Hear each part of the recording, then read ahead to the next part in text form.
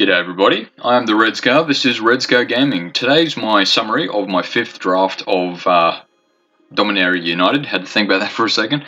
And yeah, I was pretty happy with how it performed generally, though yeah, I only won 2 games and I lost 3 still.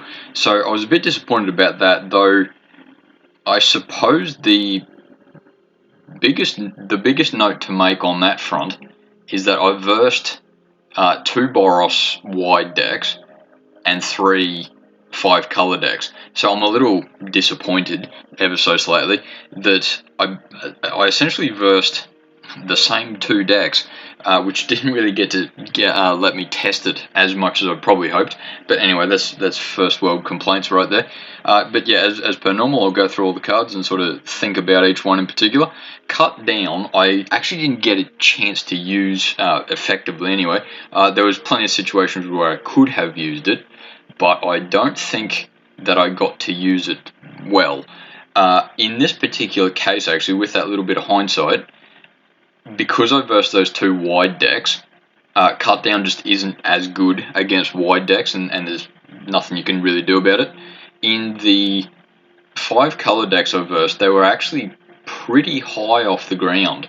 Now that I think about it, there's probably a situation where I could have used it, but yeah, there was nothing that really goes, yeah, you should have used cut down this turn or whatever. So yeah, maybe I shouldn't have drafted it, but I think that's power of hindsight mainly.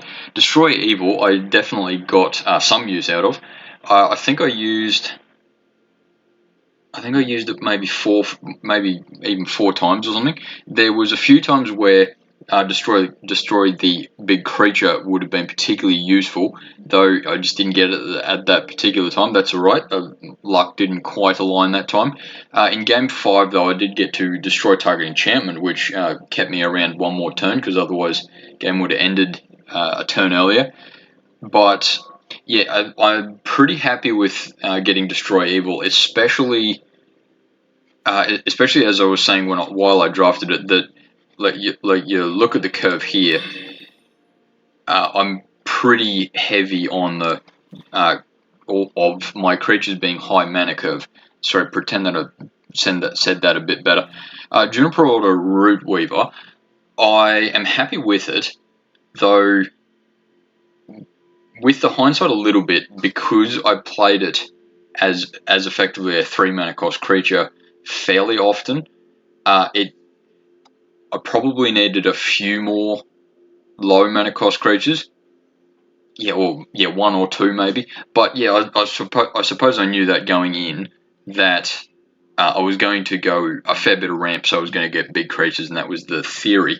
So I think I'm still pretty happy with Juniper or Root Weaver. Yeah, sure, it'll probably never win you the game, but it's a good card. Battle Rage Blessing, didn't get as much use out of it as I wanted to, at least effective use. It's I don't think I'm unhappy with it at all. It's just in this particular case I didn't get as much use out of it as I wanted. I did draft, I think it was 3 actually, but yeah, I'm glad I dropped 2 of them. Neshoba Brawler is just sort of a pretty big card at 2 mana. Look, as I said while I was drafting, even if you just got going the 2 colors, 2/3 trample for 2 is not bad. I did get a few times when it was a 3/3, and even once when it was a 4/4. Just my opponent got rid of it in that particular sense, but that's alright. Snare Spinner. I did say while I was drafting it that I will probably need something that can deal with flying. And Snare Spinner is certainly good at that for the 2 mana. And I don't mind it being a little bit defensive for the first few turns anyway. And it's a good card. It's not amazing, but I'm still happy with drafting it. Though, yeah, once again, it might just be that I didn't quite get the low curve that I was sort of looking for a few turns. But yeah, I'll think about that a bit while I'm talking. Terra Sundo, I didn't get to use it as often as I probably wanted to, but I did get to use it once. That's fine. It's still a powerful card. And yeah, used in the right circumstance, it's still very good. I pretty much definitely go with it every single chance you get. Phyrexian Rager was, yeah, it's still a good card. I think it is sort of one of the cards that I really do need at that sort of turn 3 level in this particular deck, because I do need to make sure that I've got the 4th, 5th land sort of thing, or have a next option next turn sort of thing. So it's I said sort of thing 3 times now. But anyway, Phyrexian Ranger is still a good card. I'm happy with it. I'm sure that it can be used at a more effective position, but yeah, I'm happy with it. Shadow Prophecy. Yeah, I got pretty good use out of that actually. I played it probably not every game, but pretty close. And there was a few times, particularly that last game, actually, I remember, that I had options of 3 and I was only going to pick 2 anyway. So yeah, I got pretty good use out of that. And I think that it made this deck dependable enough, perhaps.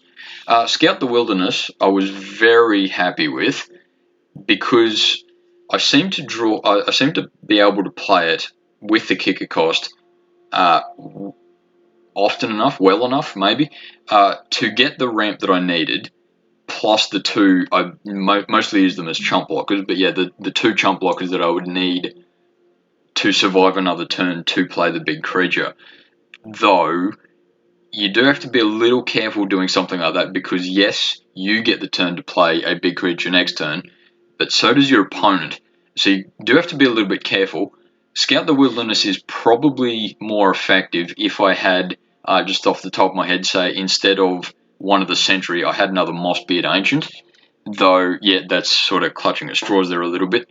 I wasn't as tall as I wanted to be, but that's alright. Weatherseed Treaty, similar vein, because you do get that ramp and then it's next turn you get a chump blocker. Yeah,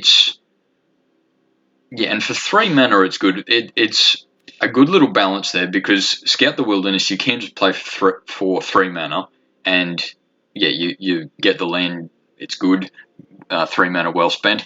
But in that sense, Weatherseed Treaty is slightly better. Like, even if your opponent destroys it next turn, it's still a card that it took to destroy it to not get your token, which, yeah, sure, the token doesn't win you the game, but it might just give you that next turn, which I think I got to use pretty effectively there. The Extinguish the Light I got to use a few times, though, yeah, maybe because of luck or alignment or something like that, I only mainly used it end of game sort of thing to hopefully survive that next turn. But I mean, it's still a fine card. Oh, excuse me, hiccup. So yeah, I would probably like to even get another one. And with the power of hindsight, probably instead of cut down. Though, yeah, you do have to be a little bit careful that it's often useful to have some sort of removal, even if it's not perfect, earlier in the game, just to slow your opponent down, because sometimes that's just the situation you need. Magnagoth Sentry, still pretty happy with. While I was drafting, I did say something about I will be needing some reach, because yeah, I don't have any flyers in this deck. Yeah, with the power of hindsight, I probably didn't need as much as I ended up drafting, but that's all right. In fact, I didn't verse much flying, if memory serves. But anyway, yeah, Magnagoth Sentry good like that, because yeah, even if it's just 4/4 vanilla, that's not the worst way to spend 4 mana. And yeah, reach certainly helps. Whether I needed to draft 3 is certainly up for debate, but I did, yeah, get some use out of it. And I think I said while I was drafting it something to the effect of, even if my opponent doesn't play any flyers, it's still a 4/4 on the board, can do stuff. So I'm still pretty happy with that. I'll think about the number 3 later though.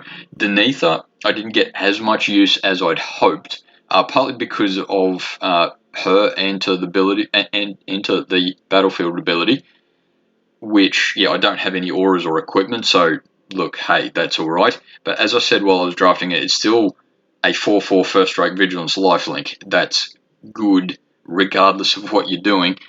Though, yeah, I didn't get as much, at least effective use, out of Denetha as I'd hoped, because the 4/4 lifelink can be really good if your opponent's playing aggressive in particular.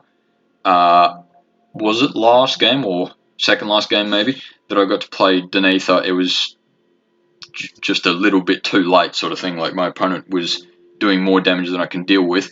So the 4/4 lifelink is excellent, but you can afford to take a few hits in the first few turns and play Denetha later. But my opponent just got around it or destroyed Denetha or something like that. Defiler of Vigor, I did actually play fairly often, though probably not as effectively as I'd hoped.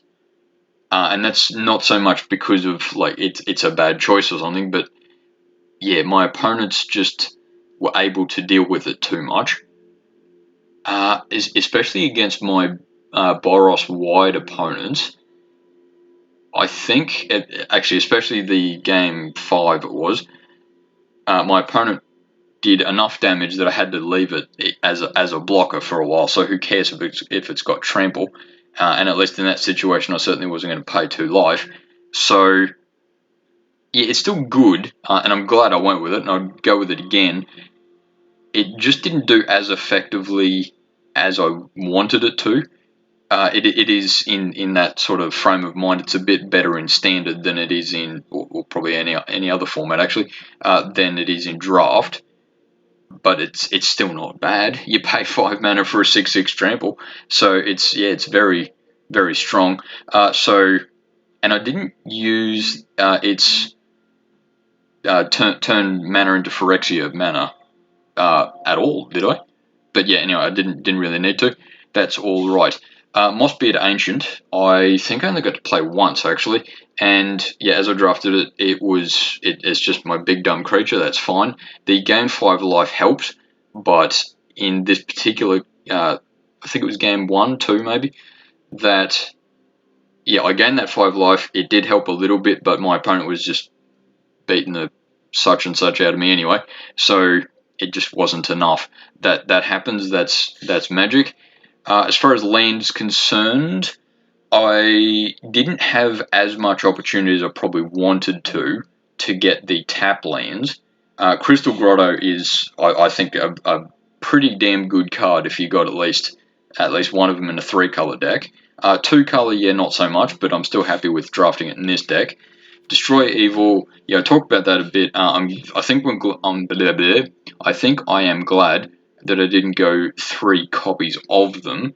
Charismatic Vanguard, I might have got a few more opportunities than I was expecting to activate its ability. Because I'm just thinking last game in particular, I was top decking and I had a fair bit of mana. In that particular case, I did actually end up spending, if not all of it, most of it anyway, so I'm not sure how effective Charismatic Vanguard would have been in that situation.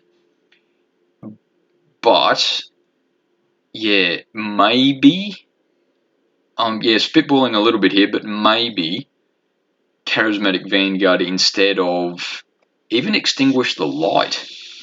Maybe. Yeah, think about that as much as you want. Timely Interference is, look, it's effective, but yeah, I don't think, particularly because its kicker is red, I don't think I would use it to any effect in this particular deck. Gibbering Barricade, I did think about it because there was a few situations where I could have activated that ability, sack one of my chump blockers, gain a life, draw a card, so it could have been useful. But yeah, what to take out instead? I suppose if I had to put it in, maybe one of the Magnagoth Sentries. But yeah, I don't think it's worth it. Maybe. Feel free to disagree with me. Tattered Apparition. While I did say something about while drafting it that yeah, it is a pretty damn good card. It would have been my only flyer, but because I've got tons of reach cards, I don't think I really needed the flying. I could have spent 2 mana on its activated ability, probably a few turns, probably a few games, but I don't think it would have pressed much advantage with the power of hindsight. So yeah, probably happy that I kept that one away, especially compared to Magnagoth Sentry, I suppose. As far as going red, I'm pretty happy I didn't go red, at least with this set of circumstances. Phoenix Chick, at least from my experience, is not great in draft. It's pretty damn good in lots of other formats, but you need to factor in that it could be a long game, and Phoenix Chick just can't do a long game, at least in a draft. So yeah, I'm glad I didn't keep that one. Smash to Dust is good when you got the targets, but yeah, I wouldn't take red just to smash the dust. Twinferno, actually, Twinferno could have been pretty effective, though once again, going red, I suppose I would have taken out, maybe black. Yeah, they'll have a lot of draw cards in there in black, so yeah, there's, I suppose, white. Yeah, I suppose if I had to go red, I would have taken out white, at least just for the numbers. Yeah, and Twinferno might have actually been able to do it, so maybe with the power of hindsight, I could have gone red instead of white. But yeah, I'm certainly not unhappy with white. And Enthralled of the Pit, I still could have cast because I got the the black kicker for it. There's the odd situation that I probably could have used it effectively. But yeah, there's nothing jumping out at me as far as that would have won me the game, or I should have gone that, why didn't I pick it, sort of thing. As far as the other green cards, Lanoir Stalker, look, it has its moments, but it's just a chump blocker, I think, in this circumstance. Strength of the Coalition, actually, is probably the one card that, once again, a little bit with the power of hindsight, but instead of cut down, probably Strength of Coalition. I probably, in hindsight, wouldn't have kicked it terribly often, but at least having the option is a good thing to have. And just the one green for a +2/+2.